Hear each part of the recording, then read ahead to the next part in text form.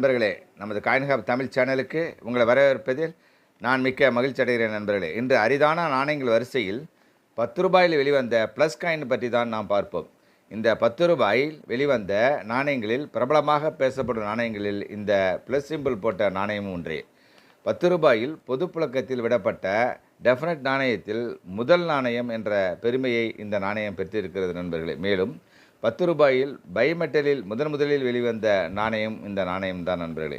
இந்த நாணயம் அரசாங்கம் வெளியிட்டதின் நோக்கம், நம்ம இந்திய நாட்டில் பலதரப்பட்ட மொழிகள் இருந்தாலும் பலதரப்பட்ட கலாச்சாரங்கள் இருந்தாலும் நம் நாடு என்று வரும்பொழுது நாம் அனைவரும் ஒன்றே என்ற தத்துவத்திலும் கோட்பாடிலும் யூனிட்டி இன் டைவர்சிட்டி, வேற்றுமையில் ஒற்றுமை காண்போம் என்பதை மக்களிடையே அறிவுறுத்தும் வகையில் அரசாங்கம் அச்சிட்டு இந்த நாணயத்தை பொது புழக்கத்திற்கு வெளியிட்டது நண்பர்களே. இந்த unity in diversity plus coin 2005ஆம் ஆண்டு முதல் 2007ஆம் ஆண்டு வரை அச்சிடப்பட்டு பொது புழக்கத்திற்கு விடப்பட்டது. இந்த நாணயத்தில் உலோகம் என்று பார்த்தால் பைமெட்டல் என்ற உலோகம், அதாவது வெள்ளையாக இருக்கும் உள்வட்டம் காப்பர் நிக்கல் என்ற உலோகத்தாலும் வெளிவட்ட நிக்கல் பிரஸ் என்ற உலோகத்தாலும் அச்சிடப்பட்டது. 10 ரூபாயில் பைமெட்டலில் வெளிவந்த முதல் நாணயம் இந்த நாணயமே. இந்த நாணயத்தின் முன்பக்கம் மேலே பாரத் என்றும் இந்தியிலும் இந்தியா என்ற ஆங்கிலத்திலும், இதற்கு கீழே ஒரு கோடும், கோட்டிற்கு கீழே அசோக சின்னத்திற்கு கீழே சத்தியமே ஜெயந்தி என்று இந்தியிலும், பக்கத்தில் 10 என்ற எண்ணும், இதற்கு கீழே ஒரு கோடும், கோட்டிற்கு கீழே வருடமும் மின்ட்டு மார்க்கும் அச்சிடப்பட்டிருக்கும். இந்த நாணயத்தின் மறுபுறம் ரிவர்ஸ் சைடு ப்ளஸ் என்ற சிம்பிள் 4 கோடுகளாக போடப்பட்டிருக்கும். இடையே 4 புள்ளிகள் அச்சிடப்பட்டிருக்கும். இந்த ப்ளஸ் கோட்டின் 4 முனைகளும் நம் பாரத நாட்டின் 4 திசைகளை குறிப்பதாக இருக்கிறது. இடையே உள்ள 4 புள்ளிகளும் நம் நாட்டின் 4 திசைகளில் வாழும் நம் மக்களை குறிப்பதாக இருக்கிறது நண்பர்களே. இதற்கு மேலே தான் ருப்பியா என்ற இந்தியிலும் 10 rupees என்று ஆங்கிலத்திலும் அச்சிடப்பட்டிருக்கும். இந்த 10 ரூபாய் நாணயம் 2005, 2006, 2007ஆம் ஆண்டு ஆகிய 3 ஆண்டுகள் அச்சிடப்பட்டு உள்ளன. இந்த நாணயத்தின் எடை என்று பார்த்தால் 7.71 கிராம். இதன் சைஸ் 27 mm. இதன் வடிவம் வட்ட வடிவம், பிளைன் எட்ஜ், உலோகம், பைமெட்டல்.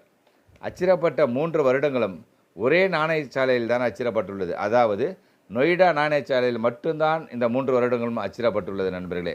2005ஆம் ஆண்டு நொய்டாவில் அச்சடிக்கப்பட்ட இந்த நாணயம் புள்ளி குறியீடு இருக்கும். இந்த நாணயம் 2005ஆம் ஆண்டு நாணயம் ரேர் நாணயமாக உள்ளது, அதாவது அரிதான நாணயமாக உள்ளது. ரேர் காயினாக உள்ளதால் இதன் மதிப்பு என்று பார்த்தால் வெரி ஃபைன் கண்டிஷனே 750 ரூபாயும், எக்ஸ்ட்ரா ஃபைன் கண்டிஷன் 1200 ரூபாயும், யுஎன்சியாக இருந்தால் 2500 ரூபாயாக உள்ளது நண்பர்களே. எனவே நண்பர்கள், 2005ஆம் ஆண்டு நாணயம் கிடைத்தால் கண்டிப்பாக சேகரிப்பில் வைக்கும் நண்பர்களே. அடுத்தபடியாக 2006ஆம் ஆண்டு நொய்டாவில் எச்சரிக்கப்பட்ட வெளிவந்த இந்த நாணயம் காமன் கேட்டகரியில் தான் உண்டது. ஆனால் இதன் மதிப்பு என்று பார்த்தால் 15 ரூபாயிலிருந்து 30 ரூபாய் வரை உள்ளது நண்பர்களே.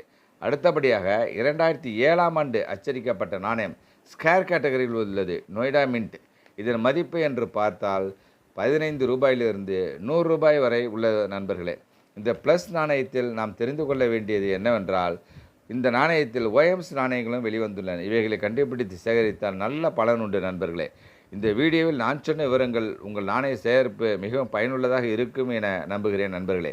நமது காயின் ஹப் தமிழ் சேனலை சப்ஸ்கிரைப் செய்யும், லைக் செய்யும், ஷேர் செய்யும் நண்பர்களே. இந்த வீடியோ பார்த்த எனது அனைத்து நண்பர்களுக்கும் என் நன்றியை வணக்கத்தையும் தெரிவித்துக் கொள்கிறேன். நன்றி, வணக்கம் நண்பர்களே.